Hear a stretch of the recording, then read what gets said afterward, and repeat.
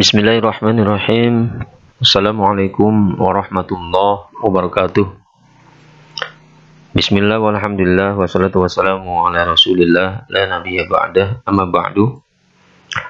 Anak-anak Bapak yang Bapak cintai, di pagi hari ini mudah-mudahan diberikan kesehatan jasmani dan rohani dan dijauhkan dari berbagai macam bala atau penyakit, dan dikuatkan iman serta Islamnya oleh Allah Subhanahu wa Ta'ala bersama keluarga di rumah. Salawat teriring salam mudah-mudahan selalu terlimpah curah kepada baginda Nabi besar Muhammad Sallallahu Alaihi Wasallam. Anak-anak yang Bapak cintai, apa kabar pagi hari ini? Alhamdulillah, luar biasa, tetap semangat. Allahu Akbar. Alhamdulillah, di pagi hari ini kita masih bisa bertemu dan belajar untuk menambah ilmu. Mudah-mudahan Allah senantiasa selalu memberikan semangat pada diri kita untuk thalabul ilmi. Dan di pagi hari ini kita akan belajar kembali dengan channel PAI Part 2. Tentunya dengan Pak Rahman. Baik anak-anak yang Bapak cintai, hari ini sebelum kita belajar, mari kita berdoa terlebih dahulu kepada Allah Subhanahu wa Ta'ala. Mudah-mudahan doa kita dikabulkan oleh Allah Subhanahu wa Ta'ala dalam rangka menuntut ilmu, memohon agar diberikan ilmu yang bermanfaat dan diberikan pemahaman oleh Allah Subhanahu wa Ta'ala. Mari kita awali dengan membaca basmalah terlebih dahulu, kemudian doa belajar. Bismillahirrahmanirrahim. Asyhadu an la ilaha illallah wa asyhadu anna Muhammadar Rasulullah. Raditu billahi rabbah wa bil islami dina wa bi Muhammadin nabiyyan wa rasula wa bil qur'ani imaman wa hukma. Rabbi shrah li sadri wa yassir li amri wahlul 'uqdatam min lisani yafqahu qawli. Rabbi zidni ilman nafi'a warzuqni fahman thayyiba. Amin ya rabbal alamin.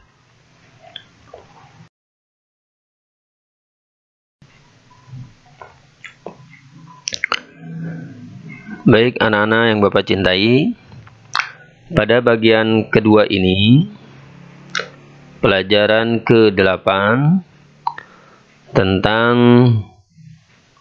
beriman kepada malaikat Allah. Mari kita flashback terlebih dahulu memori kita tentang nama dan tugas malaikat yang kemarin, minggu yang lalu, pekan yang lalu, sudah kita bahas nama dan tugas para malaikat Allah.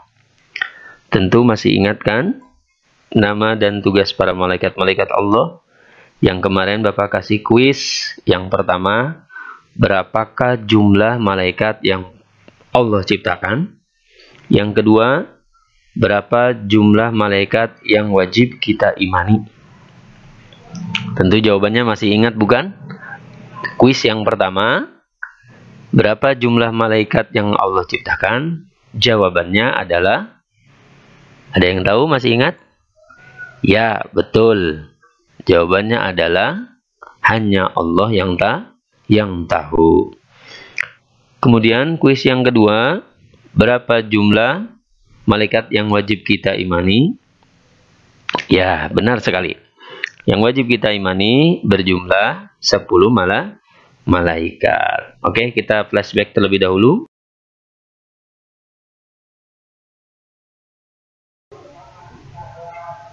Oke, kita buka ingatan kita yang kemarin, memori kita.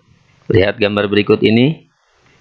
Ya, yang pertama, malaikat Jibril. Siapa yang masih ingat tugas malaikat Jibril? Apa itu?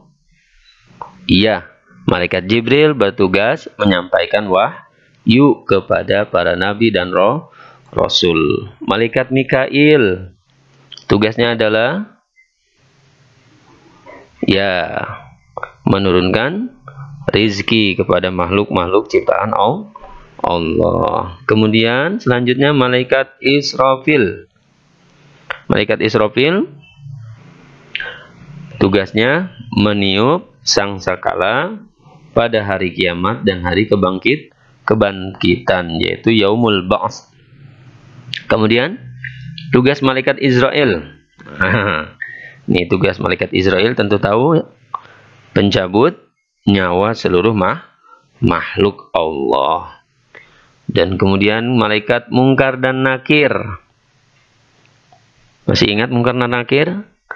Tugasnya malaikat Mungkar dan Nakir adalah mencatat, menanyakan perbuatan atau amal di alam kubur. Malaikat Raqib dan Atid, tugas mereka berdua adalah mencatat amal baik di dunia. Kemudian malaikat Malik tugasnya menjaga pintu neraka. Dan yang terakhir, malaikat Ridwan adalah tugasnya menjaga pintu surga. Alhamdulillah, semuanya masih pada ingat.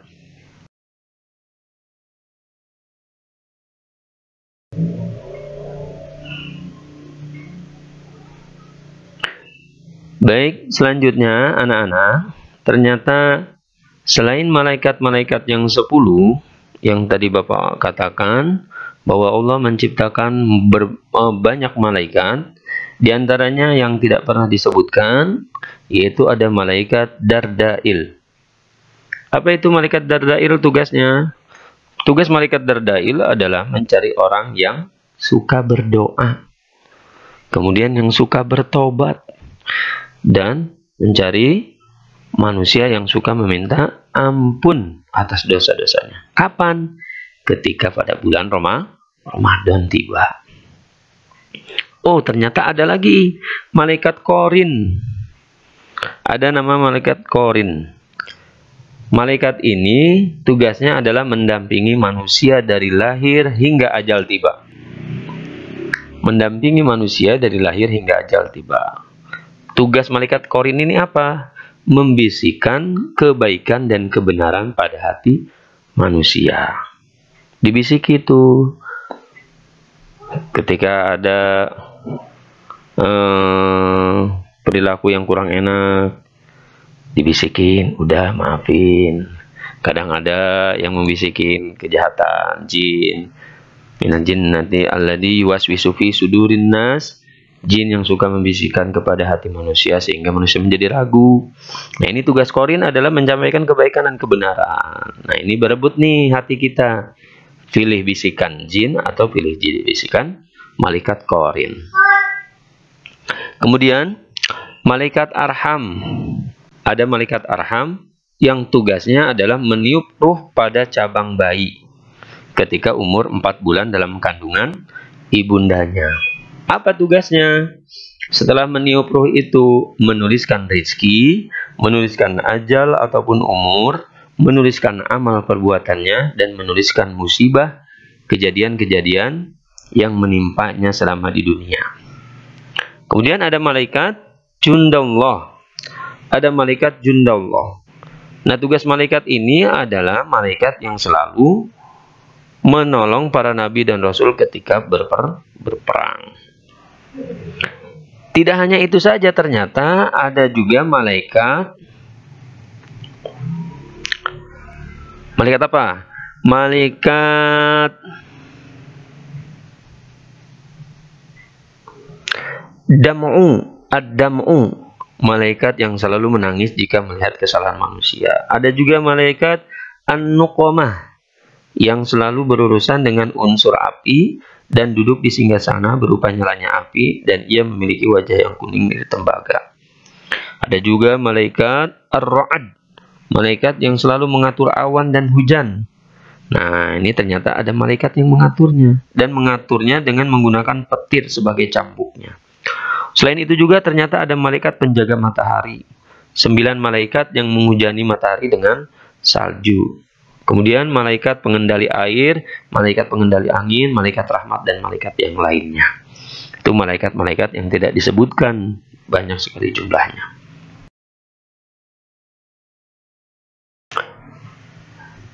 Yang kedua, yaitu tempat yang tidak disukai oleh para malaikat. Nah, bagaimanakah atau seperti apakah tempat yang tidak disukai oleh malaikat? Apakah tempatnya seperti kamar kita yang suka berantakan? Atau seperti di pasar, kumuh dan kotor serta berbau yang kurang sedap? Atau yang lainnya, tempat yang lainnya? Nah, mungkin Ananda semua bertanya-tanya, ini malaikat nggak senangnya tempat seperti apa sih? Nah, oke. Kita cari tahu ya, tempat-tempat yang tidak disukai oleh malaikat. Dan ternyata malaikat nanti nggak mau masuk ketika tempat tersebut ada sesuatunya yang tidak disukai oleh malaikat tersebut. Seperti apa? Nah, rumah yang ada anjing di dalamnya, atau ada penjaga anjingnya. Nah, malaikat ternyata tidak mau masuk ke dalam rumah tersebut, sehingga kuranglah keberkahan di dalamnya. Kemudian ada apa lagi? Tempat yang seperti apa lagi?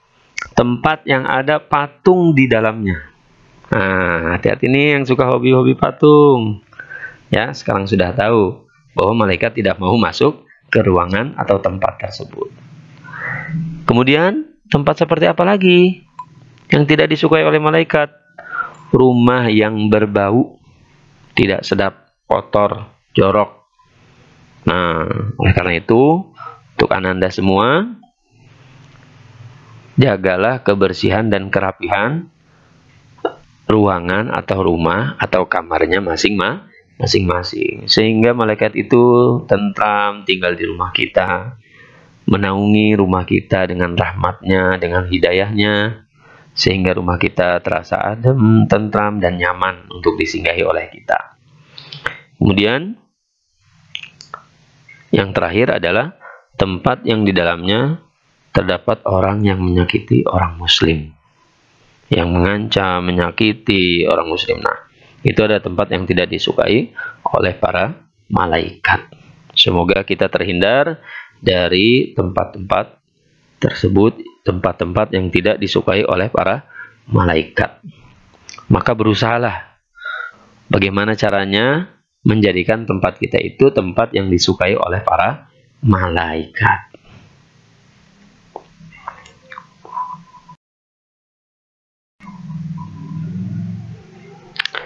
Yang ketiga adalah sifat malaikat. Nah, ternyata malaikat juga punya sifat.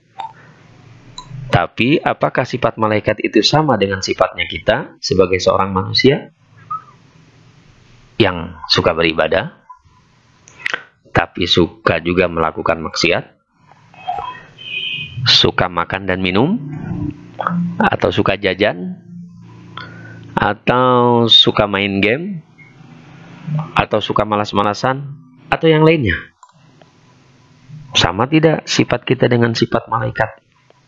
Oke, kita cari tahu. Para malaikat di antaranya adalah yang pertama, ternyata sifatnya taat dan tak pernah maksiat. Ananda yang dicintai oleh Allah Subhanahu wa Ta'ala, sifat malaikat ini patut kita contoh. Contoh apa? Ketaatannya, tak pernah maksiat. Kalau kita susah untuk melakukan maksiat, maka usahakan berdoa untuk dijauhkan dari perbuatan maksiat. Itu yang pertama. Yang kedua, berzikir dan bertasbih. Tiada henti-hentinya lisannya para malaikat selalu berzikir dan bertasbih, mengucapkan kalimat-kalimat thayyibah. Ketika perintah itu diucapkan, dimaktubkan kepada para malaikat, maka perintah itu akan selalu ditaati oleh para malaikat sampai hari kiamat. Ketika malaikat itu diperintahkan untuk membaca subhanallah, maka subhanallah itu akan dibaca terus-menerus 24 jam sampai hari kiamat. Bertasbih, berzikir, dan lain sebagainya, maka itu akan dilakukan oleh seluruh malaikat sampai hari kiamat. Kemudian, apalagi suci dari sifat manusia dan jin. Malaikat itu terbebas dari sifat manusia dan jin. Apa sifatnya? Sifat kita adalah membangkang, sifat kita adalah suka bermaksiat, suka lalai. Itu adalah sifat manusia, lupa, dan lain sebagainya. Suka makan, suka jajan, dan macam-macam. Pokoknya malaikat itu terbebas dari sifat itu semua. Dan kemudian, ternyata malaikat itu sifatnya mampu berubah wujud. Bisa menyerupai siapapun. Tuh. Kemudian yang terakhir adalah malaikat ternyata memiliki kekuatan dan kecepatan. Ingat arti yang pertama dari waktu penjelasan yang part pertama, malak artinya kekuatan dan memiliki kecepatan sebagai mana secepatnya cahaya. Itu adalah sifatnya para malaikat Allah Subhanahu wa Ta'ala. Yang keempat, yaitu bukti iman kita kepada malaikat Allah. Apa? Ketika kita dikatakan bahwa kita itu meyakini bahwa malaikat itu ada, bukti keimanan kita kepada malaikat Allah itu apa buktinya? Apa yang sudah kita lakukan sehingga kita emang benar-benar meyakini bahwa malaikat itu ada? Tentunya dalam bentuk perbuatan. Apa sih yang harus kita lakukan dalam sehari-hari ketika kita meyakini bahwa malaikat itu ada, keberadaannya selalu mengawasi kita? Di antaranya ada beberapa bahwa bukti iman kita kepada malaikat itu. Yang pertama, rajin tadarus. Rajin membaca kalamullah, ayat-ayat suci Al-Quran. Karena malaikat juga senang. Karena Nabi juga setiap bulan Ramadan itu memurojaahkan bacaannya kepada malaikat Jibril. Karena ini kalamullah. Membacanya aja mendapatkan pahala. Satu hurufnya saja Allah berikan kebaikan 10 kebaikan satu huruf. Ya, oleh karena itu buat Ananda semuanya yang masih BTQ ataupun yang sudah Quran, mari berlomba-lomba dan semangat dalam tadarus Al-Quran. Yang BTQ jangan putus semangat. Terus dibaca, dilatih, mengaji dengan gurunya di rumah, dengan ayah bundanya, agar lancar dan pindah ke Al-Quran. Yang Al-Quran pun usahakan sehari 1 halaman atau 1 hari 1 juz bila sudah lancar. Itu sangat Bapak dan Bu Guru serta ayah bundanya sangat mengapresiasi, karena itu adalah kebiasaan yang baik yang harus dibiasakan oleh Ananda semuanya. Sehingga itu menjadi yaumiyah kita, keunggulan kita di sekolah Al-Ijah. Mutaba'ah yaumiyah, agenda keseharian kita diantaranya kan biasa pekanan kita itu tadarus, sholat, dan lain sebagainya. Yang kedua, rajin ibadah. Nah, yang kedua ini rajin ibadah. Keimanan kita itu, keimanan manusia itu naik dan turun. ada kalanya lagi semangat, naik, imannya naik, on terus. Ada kalanya ketika dirundung masalah, keimanannya turun, tadarusnya mulai menurun, sholatnya mulai menurun. Atau ketika ada kesibukan, keimanan kita menurun, lupa baca Quran, lupa sholat berjamaah, wajar. Ya, maka pastikan kebiasaan-kebiasaan baik ini selalu kita laksanakan. Rajin beribadah. Yang wajib kerjakan, sunnah pun kita kerjakan, jangan ditinggalkan. Next, berikutnya adalah rajin beramal soleh. Pastikan dalam sehari-hari kita itu kita melakukan amal soleh. Hari ini saya sudah berbuat apa ya? Hari ini saya sudah melakukan amal soleh apa ya? Tuh. Lebih banyak di rumah, maka gunakan waktu itu untuk membantu orang tua, merapikan rumah, itu pun amal soleh. Sekecil apapun amal soleh kita, maka Allah akan catat dan balas kebaikannya. Maka oleh karena itu, perbanyaklah amal soleh. Yang terakhir adalah tidak berbuat yang tercela. Tidak melakukan perbuatan yang tercela. Yang tidak baik, jangan dilakukan. Minimalisir, kurangi. Malas-malasnya kurangi. Ini sudah semester 2. Harus lebih rajin dan semangat. Ngumpulin tugas, saya yang pertama. Harusnya seperti itu. Lebih semangat. Menghafalnya kurang. Wah, saya harus bagaimana nih? Biar menghafal saya meningkat. Nah, hafalkan, terus berusaha, ya. Isi dengan waktu-waktu yang baik dan pastikan tugas-tugas dari ayah bundanya, dari bapak ibu gurunya dikerjakan sesuai dengan waktu yang sudah diberikan oleh bapak ibu guru agar tidak menumpuk-numpuk pekerjaan. Nah, itu adalah beberapa perbuatan-perbuatan bukti daripada keimanan kita kepada malaikat-malaikat Allah. Mudah-mudahan ini menjadikan kebiasaan baik buat Ananda semua, sampai kebiasaan ini terbiasa kita lakukan, terutama sholat berjamaah dan tadarus Al-Quran, serta amalan-amalan soleh yang lainnya.